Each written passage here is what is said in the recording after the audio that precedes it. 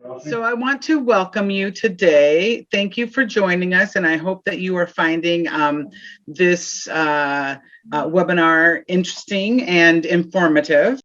Like I said, I want to thank you all for coming. So we are going to be talking today about the importance of establishing women's mentorship committees or affinity groups. Women need to be able to be empowered and encouraged to seek employment opportunities they have never considered in male-dominated, non-traditional occupations. So in order for the U.S. to keep pace with the labor market needs. So today we have a group of phenomenal women, I think, who each began a women's committee or an affinity group within their trade or their company. I am going to, let me tell you who they are. So they are Sharon Walker. She's a business representative for SMART Union Local 24. That's sheet metal, air, rail, and transportation. We have Tracy Griffiths, Human Resources Outreach Manager for Walbeck Group. And we have Kyla Engelke, who was Stephanie Bloomingdale gave her a shout out. She's a business agent for the OPC MIA Local 599 Area 58. 558. They will give you a little more information about them, about their groups that they've started, just their journey, and then we'll hear from each and every one of them, and then we will open it up for questions, if that is okay. So I believe we have decided that today we are going to start with Sharon Walker, and then we will continue with Tracy, and then we'll go and we'll finish with Kyla. And yes, feel free to use the chat if you need to. And Sharon, I will turn it over to you. Hey, thanks, Stephanie. Like Stephanie said, my name is Sharon Walker. I'm a 34-year member of SMART, which is sheet metal, air, rail, and transportation, Local 24.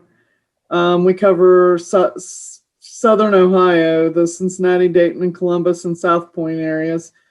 I worked at the same manufacturing facility for 34 years. SMART Local 24 is actually a mixed local. Some of our locals are strictly manufacturing production locals. Some of them are strictly building trades construction locals, but Local 24 is a combined local. So like I said, I've been a member for 34 years on the manufacturing side, and my husband is a 33-year member on the construction side. So I sort of have an insight to both sides of how it works. Like I said, I worked in the same manufacturing facility for 31 years. In March of 2018, I was approached by our business agent and the business manager, and our production business agent at the time was moving up to the international level, and they approached me and asked me if I would be interested in running for that position. I had to think about it for a few days, and then I decided I'd go ahead and try it. I did have somebody who ran against me in the election, and I ended up winning. So I was the first elected, not only business agent, but any type of official in Local 24, the first woman elected official. So that was kind of scary at first. So that was in March of 2018. In September of 2018, I attended the SMART diversity training, where we talked about women's committees and what it took to start a women's committee. And there were representatives of the SMART International Women's Committee at the diversity training, and they kind of guided me in the direction. And when I came back from that training course, I met with our business manager and discussed starting a women's committee, and he was all for it. So that's when we started our women's committee. And like I said, our local is a combination of manufacturing, production, and construction. So the women in our women's committee are from both sides. We're trying to merge everyone into one women's committee, let the construction side see some of the things that go on the production side, the women on the production side see what goes on the construction side. And it doesn't matter if you're on the manufacturing or the construction side, all women basically face the same on the job what do I want to say? Issues. So it's just kind of a way for us to meet, get together, mentor each other, discuss some of the issues that we're having. I've also been involved with the SMART International Women's Committee. I attended the National Tradeswomen Build Nations Conference in 2019 in Minneapolis. In March of 2021, this year, I was appointed to the SMART Recruitment and Retention Council, which is a council that was formed at the international level to recruit, retain, and promote diverse groups within SMART to ensure workplace equality within our industry and to promote respect, inclusion, and safe, non-hostile work environments at all levels within SMART. That same month, March of 2021, I was also appointed we're starting the Smart Women's Apprenticeship Mentorship Study, which is in conjunction with the University of Washington to implement a mentorship training research program aimed at providing targeted support to women and apprentices in the trade. So I've been involved with the Central Ohio Women in the Trades. I've also attended events for the National Association of Women in Construction, and I've been involved with the Women's Fund of Central Ohio. Our local 24 Women's Committee is actually working with the Women's Fund of Central Ohio and the Women's Fund of Greater Cincinnati to try to acquire grants to help new apprentices. What that grant money will go towards is like buying the tools that they need to start the apprenticeship program to get into the trade, to try to make it a little easier. What we're thinking is if we can take some of the financial responsibility off of them, they may be more likely to not only join the program, but finish the program and then stay within the trade. So that's all I've got. Thank you. If anybody has any questions, go ahead and put them in the chat, or we'll wait till everyone has done their presentations. And I'm sure you're going to get some questions. I certainly do have questions. So right now, thank you, Sharon. I am going to turn it over to Tracy. I am also going to share my screen. Can everybody see that? No. No. Okay, this is where I'm having my issues right now. So share my screen. Here we go. Now, how's that? Yes. Okay. All right, Tracy, you are on. Awesome. If you can go to the first slide, that would be great. Hi there. Just a little bit about myself, and thank you for having me here. I've been in the industry, working in the construction industry for about 24 years now. In my last role, I did a lot of work with contractors and developed labor management relationships within the industry, developing strategies to help contractors meet their workforce needs. Now I'm working for a road building heavy highway company where I'm able to take that passion and some of the work I did before I started here and bring it inside the company. So Walbeck Group is a heavy highway road building contractor, and we are in Wisconsin, Illinois, Minnesota, Michigan. And, when you're driving and you're seeing all that wonderful construction, the woman in the screen and many other women you should see, there's a big difference on our job sites because of our company's leadership, what we believe in and how we want to grow our company.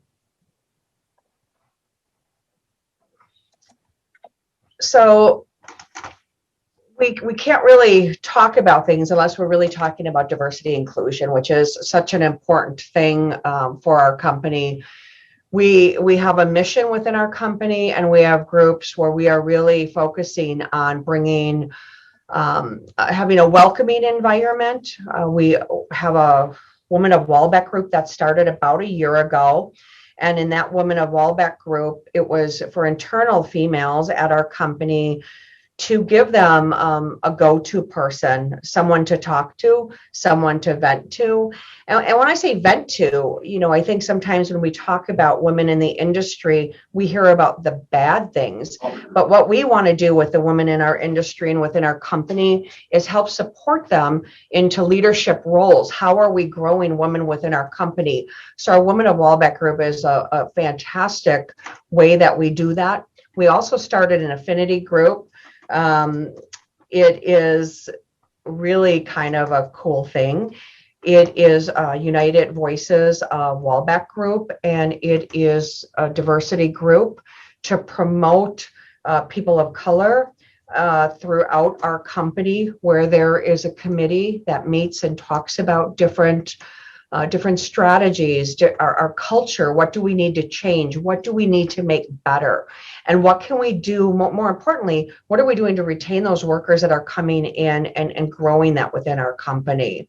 And so bringing people together with different backgrounds, and whether it's female, whether it is cultural, all of those different things, we're trying to continue to grow that within our company.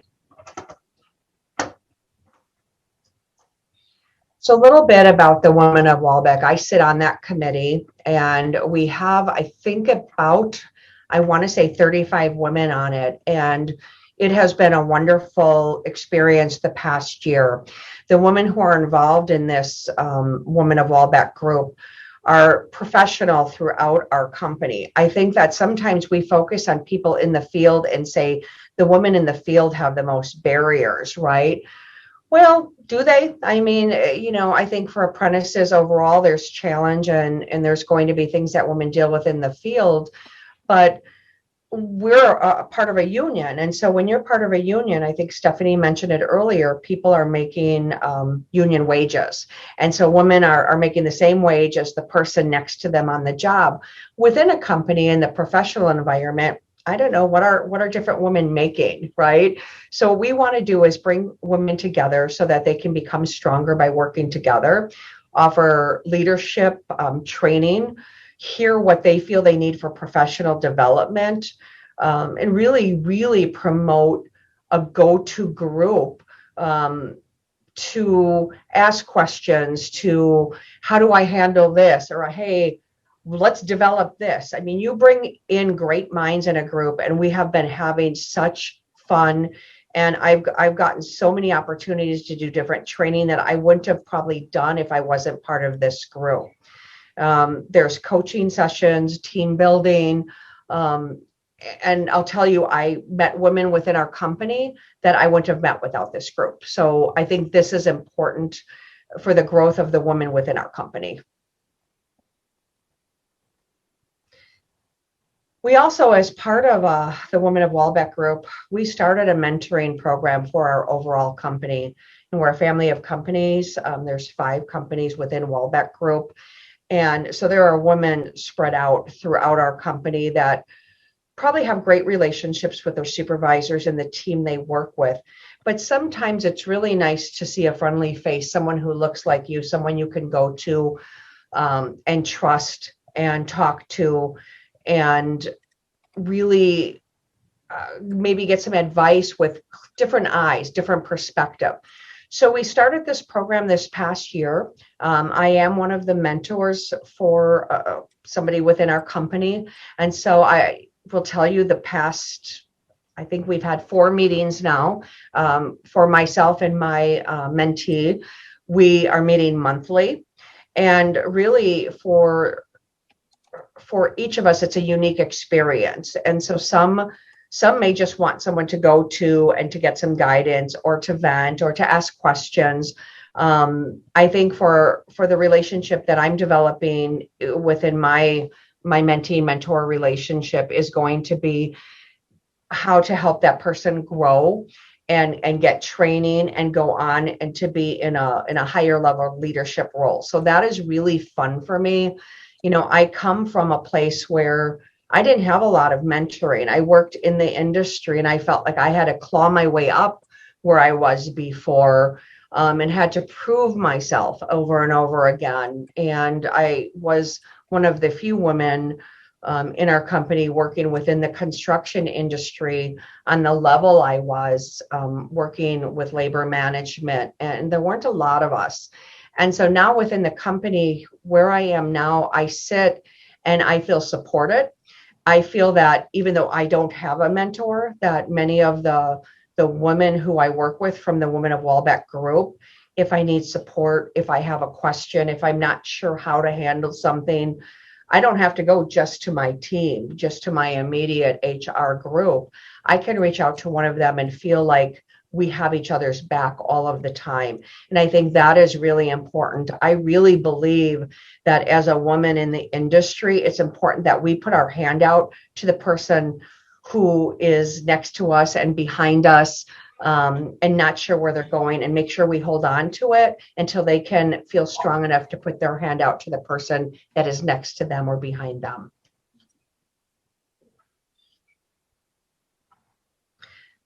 So I talked a little bit about who I am and where I come from. And, you know, I sit on a lot of different committees. I'm not even going to list them all. I think there's about 20 different committees and subcommittees I'm involved with, as my role is the outreach and partnership manager here at Walbeck Group. So I sit on our State Apprenticeship Advisory Council and a lot of subcommittees that are tied to equity and inclusion, the Equal Access Committee, career pathways. And one of the committees that I'm very happy and proud to be on is Empower, which is an all-union female group. And I'm not going to go too much into it because Kyla, my partner in crime, will be speaking next about it. She's the founding leader of it. I jumped on board right away because as a contractor, I think it is so important to support the growth and leadership and retention of women in the industry.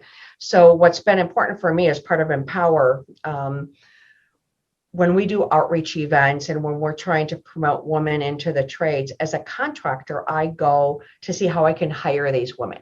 Because Kyla can go and do all of these exciting things, but if you don't have an employer, they're at the other end. You know, somebody can be ready for apprenticeship, but if I'm not hiring them, they're kind of stuck. So the more employers that get involved in Empower and groups like this, it's going to be beneficial for building that pipeline, a diverse pipeline into the industry and for employers.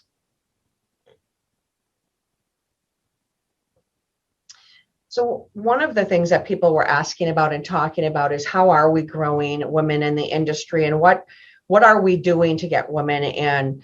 I'm a huge supporter of pre-apprenticeship programs. WRTP Big Step is one of my partners that we work with. And when I'm looking to hire and bring entry-level people in, my first go-to is going to be a program that is a training program where entry-level people are really getting basic training, you know, math and, you know, hands-on. If they haven't worked with tools, here are the things we're doing, and the introduction to the various trades.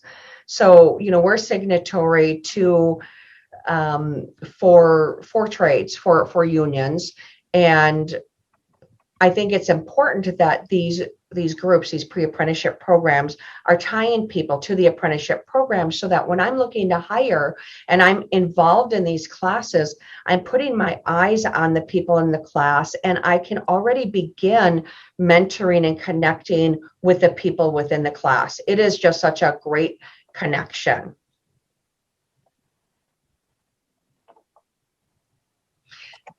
So for an apprenticeship model, I think for us as a company, apprenticeship is a solid way to get into the industry, into the field, and utilizing the pre-apprenticeship programs and the apprenticeship model to build a woman up and to build entry-level candidates up, to give them the skills, to give them the soft skills and to the confidence that people need. I think that what's important when we're out doing things, and I do a lot of outreach, you got to have the women with you.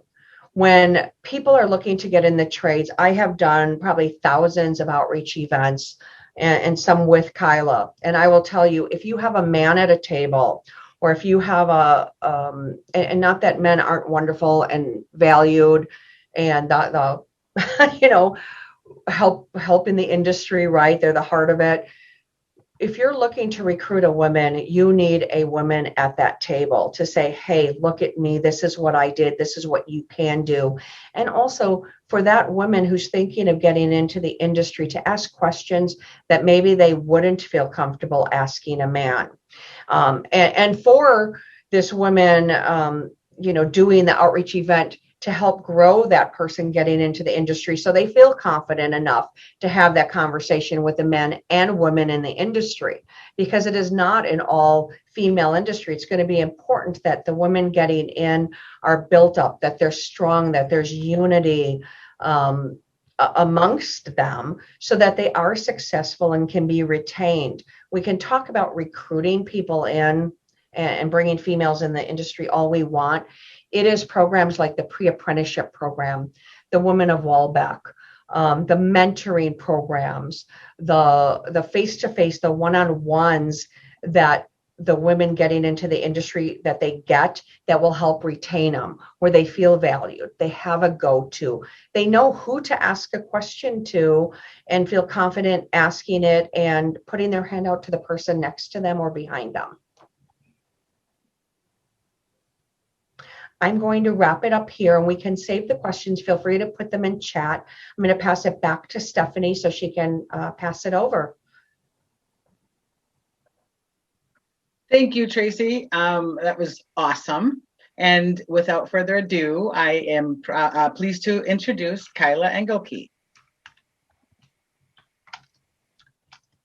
All right. So as Tracy mentioned, we work together quite a bit. I'll tell you a little bit about myself before I get started explaining Empower to you. But I have been in the road building industry, so the union trade, since I was 18. I started as a laborer. And how I got into the trades was I had a parent that was an estimator for a big road building operation. So I initially was trying to pay for school, and I took the kind of like, I don't know if you want to call it the year off or whatever, that turned into kind of a lifetime. And it's kind of been, how history has written itself. But I learned, through my experience trying to pay for school, that I really enjoyed my work and I liked what I was doing. So, I got more and more involved with the trade. Eventually, I started a apprenticeship with the cement masons when I was 20 years old. And now I represent my trade as a business agent. So I spent lots and lots of years working in the field, and I learned a lot about, like what it takes, how to be, a good tradesperson, how to like perform the skills that are necessary. But I also, had, it's, the strong awareness that there was not a lot of women in the industry. And that was kind of something that along the way that it was always interesting to me to get, to be able to get more involved and like try to make that one of the focuses. But I kind of like, at some point, I know when I graduated from apprenticeship, there was still like not a lot of females involved, like I mentioned, but one of my teachers, who was also a business agent, came up to me and said, we have a spot on the apprenticeship committee and we need someone like a woman or someone diverse to be on it. So you're perfect for it. And I was like, well, thank you.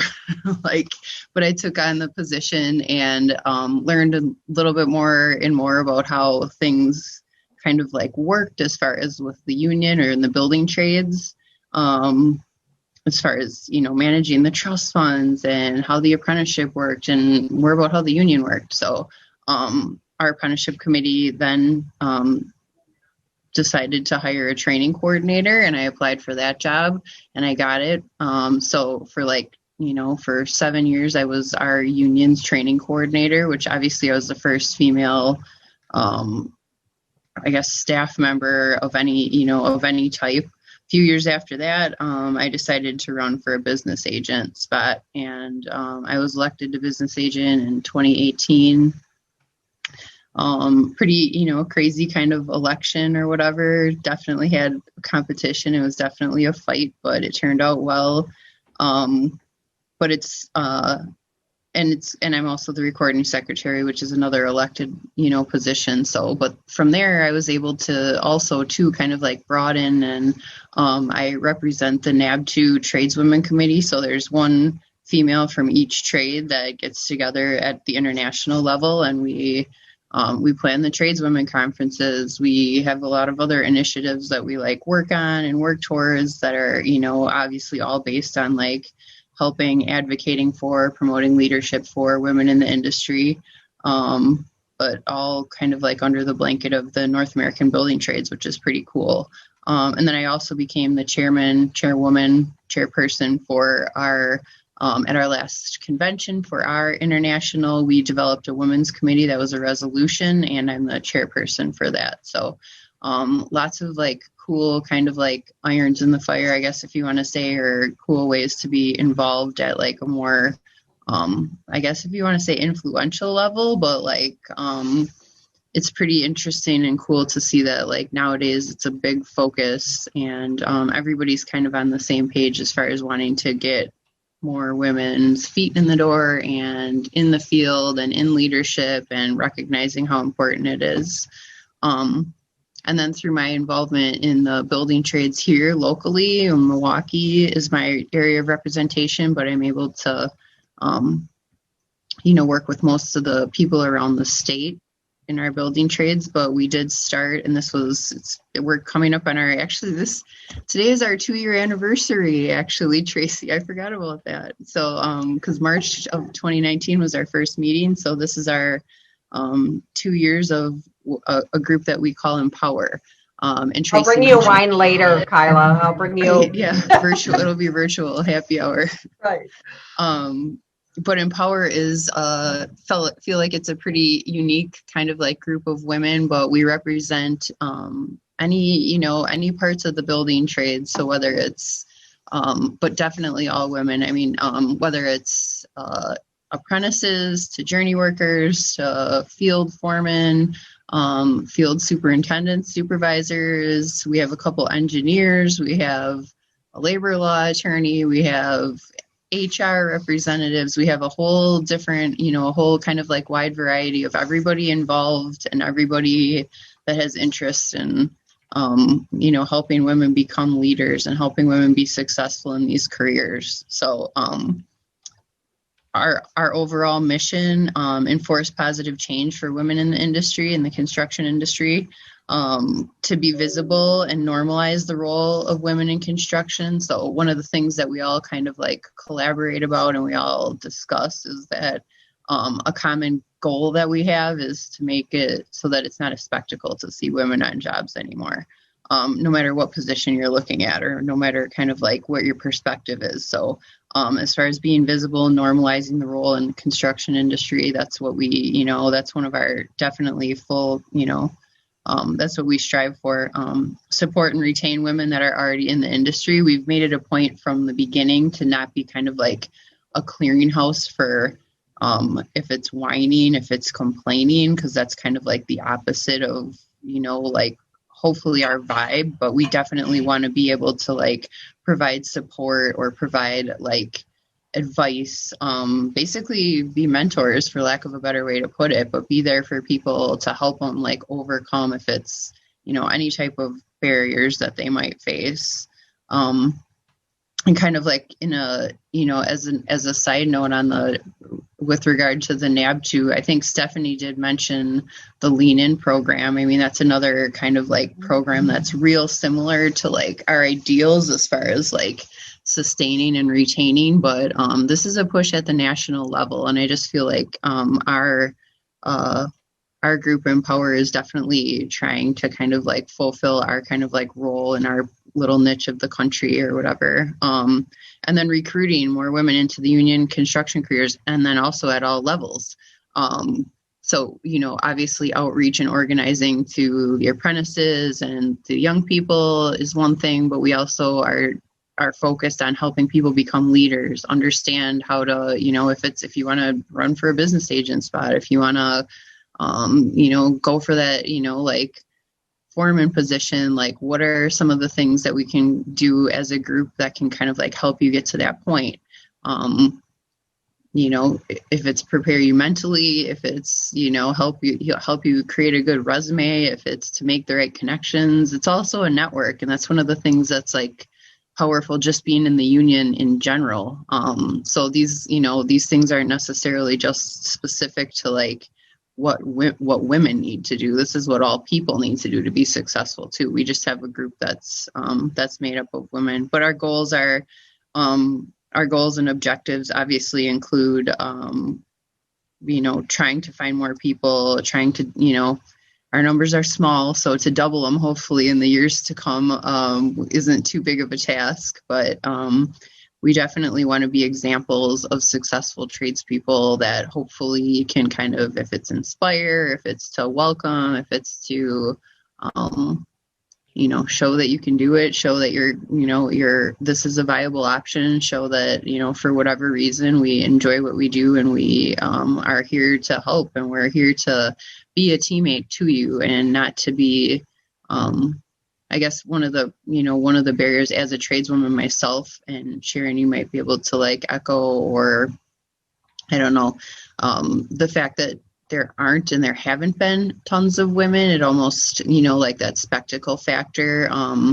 There could be some kind of like toxic energy involved with like being the only woman and like maybe, you know, like competition between, you know, small numbers of women. But we try to like make sure that like that kind of stuff is hopefully going to the wayside, and that there's strength in numbers and that there's power when we gather together and support each other and act as allies and, you know, just promote the ideals of solidarity within the union and within our, you know, ranks top to bottom. And yeah, so I guess that's who Empower is. One of the things I'll mention is that a great, you know, collaboration when we're involved with the contractors like Tracy and a few of our other, you know, our other key members or whatever, is that like, you know, and like Tracy mentioned, and for me as a union representative that's looking to like, you know, we have to do manpower. So I have to find people for jobs and find jobs for people. But like one of the things that's critical is I can't do anything without my contractors needing people. So keeping those kind of like connections, like alive, meaning like we're always knowing where we're at, we're always knowing where somebody good would fit based on our contractor needs compared to the, you know, the people that we're working with.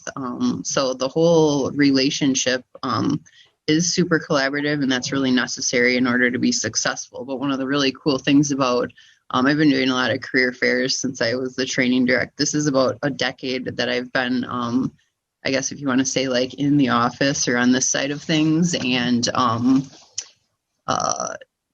our events that collaborate between Empower and some of our contractors have been like some of the most successful so far. Like lots and lots of you know, connections made, lots and lots of careers have sprung up through like our, you know, our networking events and our events that have turned out to be pretty valuable. So I guess that's a summary. I guess that's what I wanted to say. So I think questions or comments are definitely the next on the list. Yes, thank you.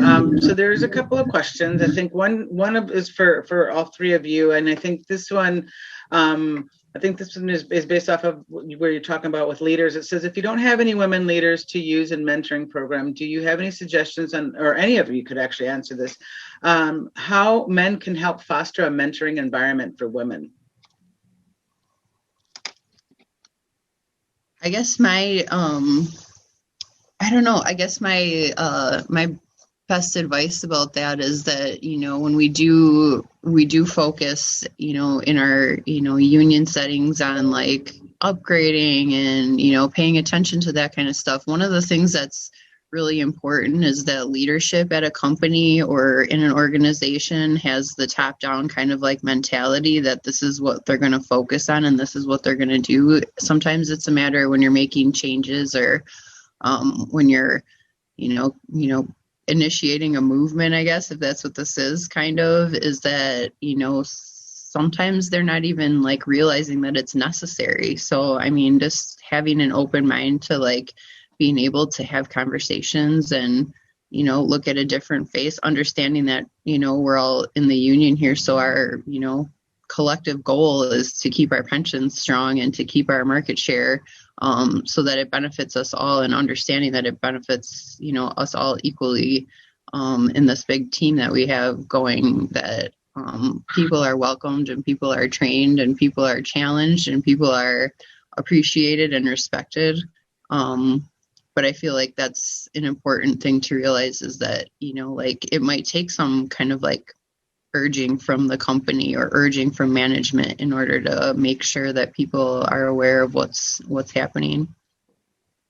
I would say that leadership, from a contractor perspective, the leadership of a company can make or break the work site. It is going to set the direction of how people are working on the job and how they're interacting. For our company, our leadership has sent a message that we are a diverse and inclusive company, and they stand by that. They're standing by it by putting together the different groups, doing training. I think men who are working in the field, it isn't anymore just about making sure that you can do field work. The other part of it, how are you training a very diverse group of people? Ethnicity, gender, the workforce is looking different. It's going to continue to look different in the next 10 years. And so the people who are in the field, who are used to being a certain way, also need to be educated. And that's going to come through conversation, through training. And as they see the benefits of having, I hate to say just females, right? But female diversity on the job. You bring different brains to a table and awesome things happen. And when they start to see that people are getting the job done and people are doing what they need to, and I say people, right? Women, men, when they see that's happening, that's when the change continues to go full circle. Yeah, I think you definitely touched on it. It's people in general. Sharon, did you want to add to that? Well, I just wanted to say, I don't think in the manufacturing side, we have more women than we do on the trade side. We're trying to recruit more, and not only recruit them, but retain them. I mean, there's a lot of women that do sign up for the apprenticeship program and they don't finish. And we're trying to find out reasons why, make it easier, for them, and try to keep them in there. But I think that the women that I'm dealing with, now that they're seeing more women get involved, they're getting excited about it. Nobody had ever thought about putting a women's committee together in our local. And now that we started one, I mean, women are excited about it. They want something that they can engage in and participate in. And it's good to see that they're excited about doing it, because when we first started it, we weren't sure how it was going to go over. But I think there's a lot of women that do want it. And I can say the election that I was voted in as the business representative, like Kyla said, I did have competition. There was another guy within our local that ran against me. And I had men that I worked with that said, I don't know why she's doing this. There's no way in hell she's going to win. And I ended up having twice as many votes as the guy that ran against me. So I think to see women in the positions that we're all in, it encourages them and gives them hope that, they can move up. They can move up to leadership positions, and where I don't think before, they just never thought about it. Yeah. So definitely exposing, women in these positions, like by doing, stuff like this, right? Like by, putting your name out there and informing the folks. I mean, I think that is huge. How do you work with that culture of women feeling like they are competing with each other for a few opportunities that are available?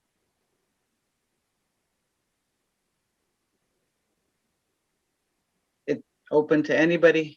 Are you referring to women competing for a job or competing on the job site? I'm not sure if I... Probably I would say for both. I mean, even within, so let's just do on the job. Yeah, I don't know. I mean, I'm going to probably defer to Kyla and Sharon for that. For me as a contractor and as part of our HR team, I think that we promote such a, we have crews and we have smaller crews. So the crews become really, really close. I mean, they're working together. We're doing their hours on roads. So I think as those relationships are developed, they're working together, whether the women aren't competing against each other. They're working towards a common goal of completing the job. I think for us, the competition would be if we have one job open and 5 females apply, there might be competition there. But I think on the job, if women are doing, if our workers, I'm going to say if our workers are doing what they're supposed to on the job, they're not going anywhere. We're going to do all of our best to keep our employees with us. That makes sense. Kyla? Yeah, I think we kind of I had a little bit of an unstable connection, so I didn't hear exactly what the question was, but So it says, how do you work with the culture of women feeling like they are competing with each other for the few opportunities that are available? Yeah, I guess for me, that's one of the things that with kind of a little bit more maturity, I'll say from the beginning when I first started in the industry, it was because there was this is 23 years, 24 years that I'm going on, and in the field there was only a few of us all the time, and there was kind of a just a vibe of that when there's for example, I was on a crew that there was 2 women, and there was always a lot of banter between the men, and a vibe that there was one of us that was the good one and one of us that wasn't as good there, you know what I'm saying? So there was a little, as far as the competition, that's kind of a drama that's drummed up, which is where, and for me, how you deal with it or whatever, that was just a maturity level within myself to kind of get over, in noticing that there was more power and there was a better kind of positive culture involved and to be a part of when you collaborate with what we call our sisters, as opposed to kind of having this, I guess, if you want to say vibe of competition that kind of is I'm not going to say there's a lot of immature people that run around, but when you're doing work and you're getting stuff done, there are jokes, there are kind of underlying kind of things on the crew or conversations or whatever that happen and take place. And it becomes you spend lots of time with these people. So more sometimes than your families. So that's just kind of I guess if you that's my best way to describe it, is an underlying vibe that you kind of make sure that you're kind of rising above. Well, I think the support groups and all of these different affinity groups really can help give some of the women guidance on how to handle that. And when they are looking, if they're working directly with Kyla or another person who's been in the industry for a long time, they're going to see how things are handled, as opposed to maybe how they shouldn't be handled. Right. That's pretty much what I was going to say. Yeah, I think now that we're drawing attention to this and getting more women involved, I think that it's helping with that. I think it's getting rid of some of that. And I think we're, instead of being more cutthroat to try to get that spot from the other person, now we're supporting each other and have each other's backs. And so they know that it's okay to have 2 women on one job site. They're not in competition with each other. They should be there to help each other and support each other. Right. Normalizing more than one woman on that site. Hey, whoa, there you are.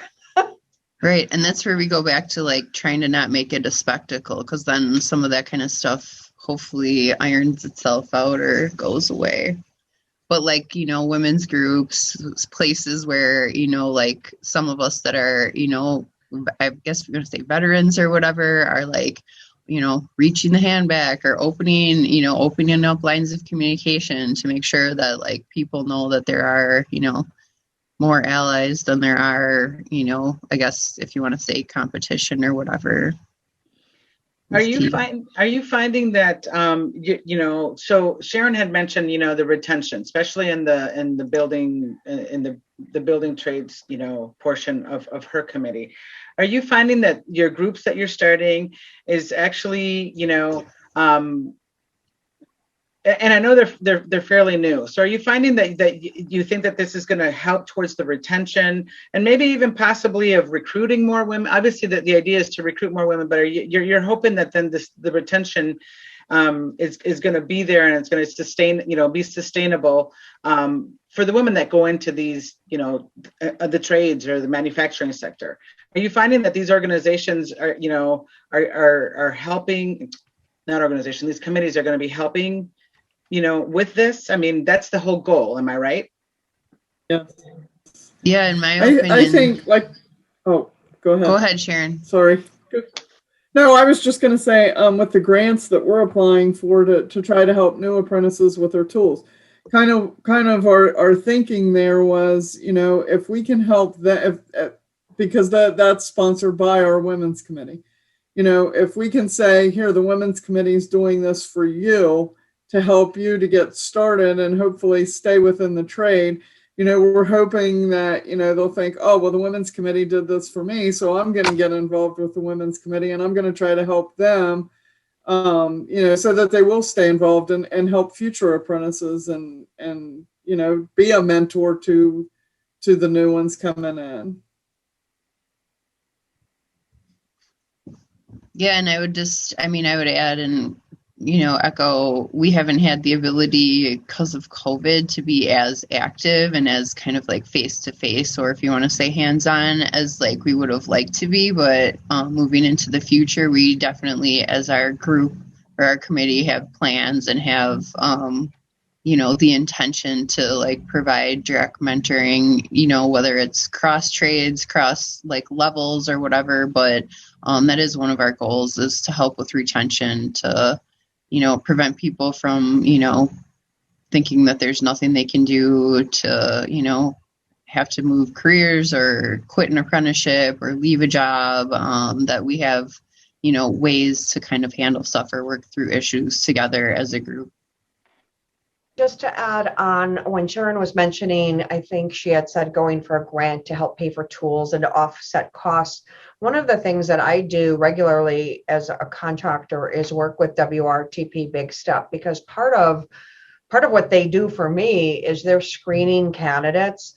They're able to apply for grants and have applied for grants or have funding that can help some of those entry-level people coming in who do have barriers, like Kyla mentioned. It could be childcare. It could be a it's, I have to pay for groceries, this and this, and I don't get my first check.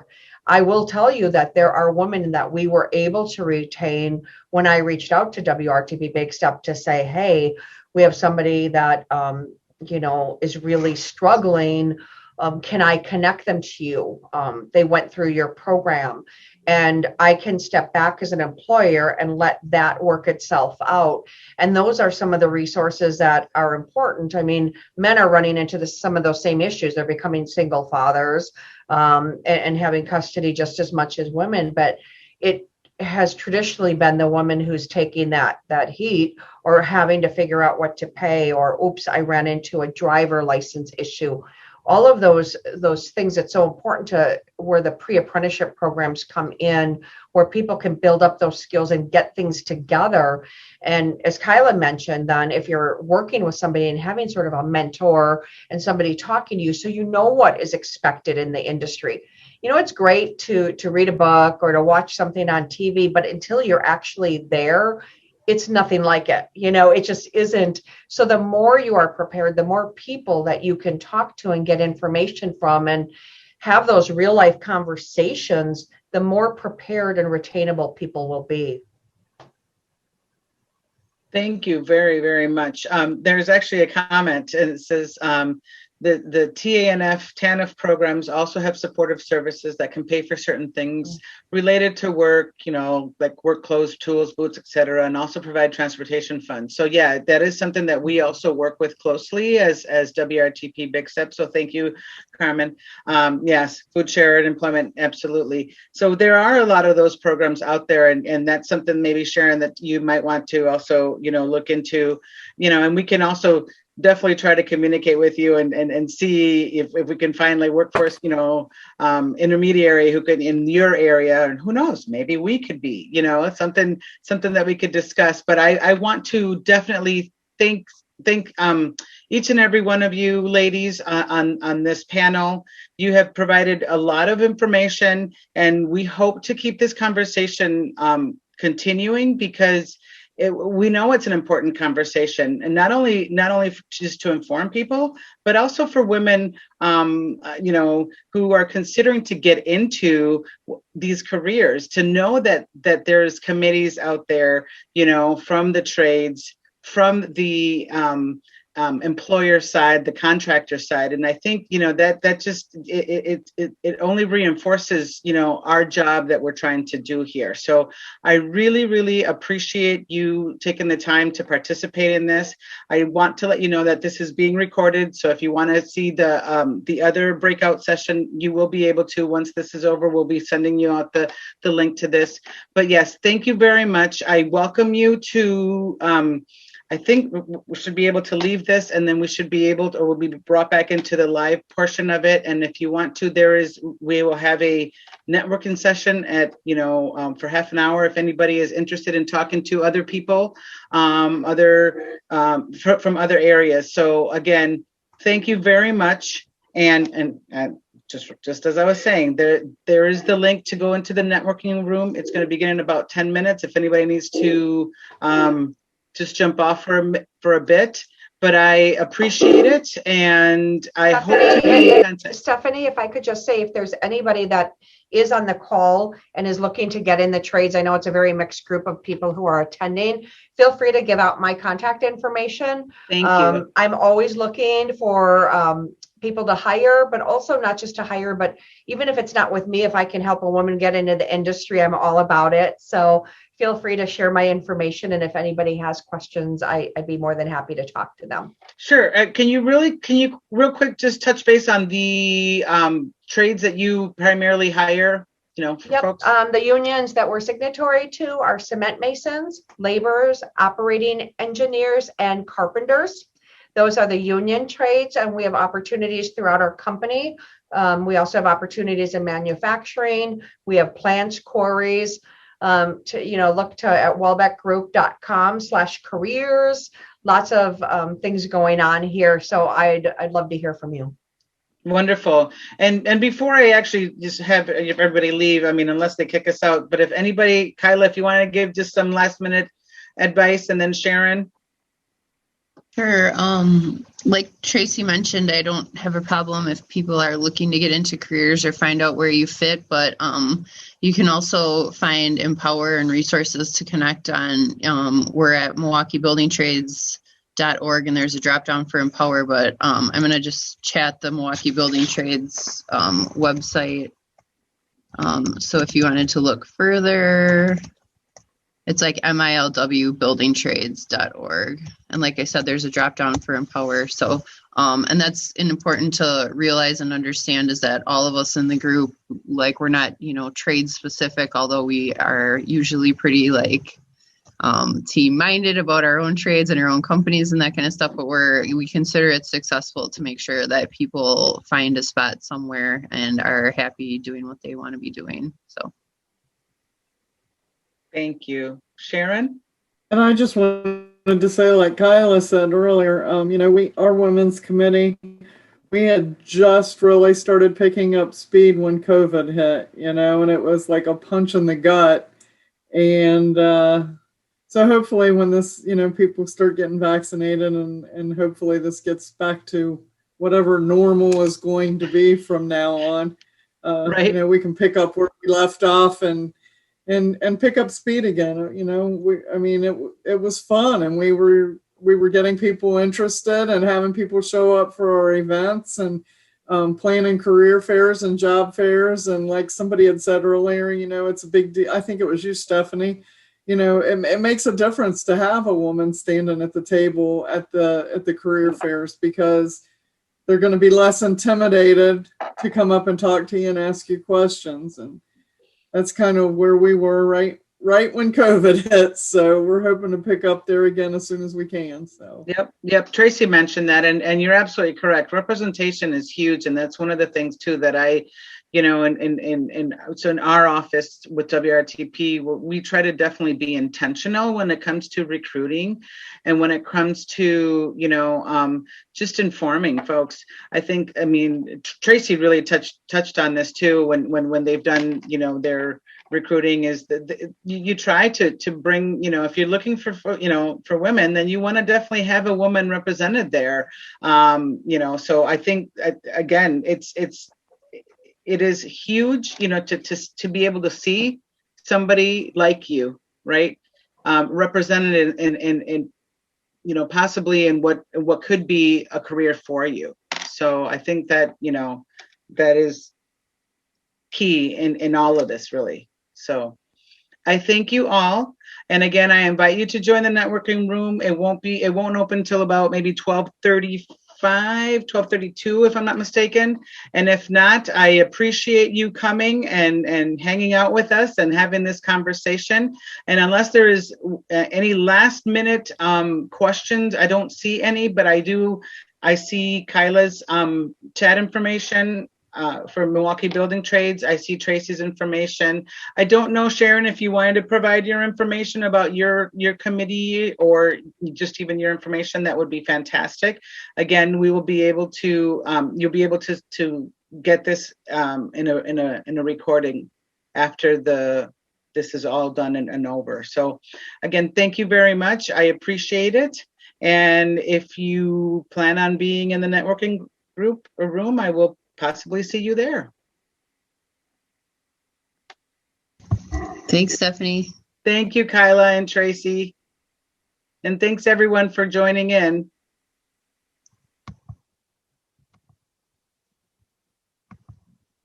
And thank you, Sharon. I will definitely make sure that people will get your information.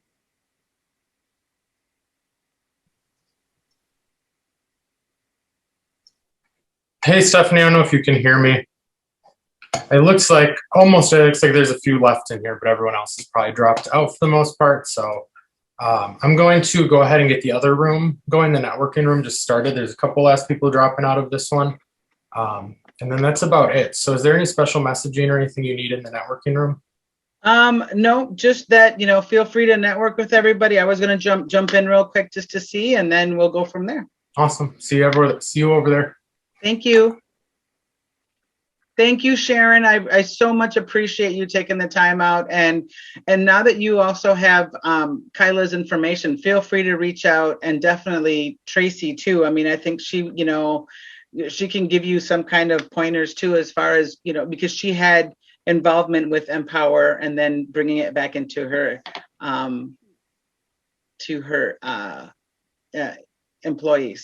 employer. Okay, thank you. I appreciate it, and I appreciate all the information. You're welcome. Thank you. Have a good day. You too. Bye.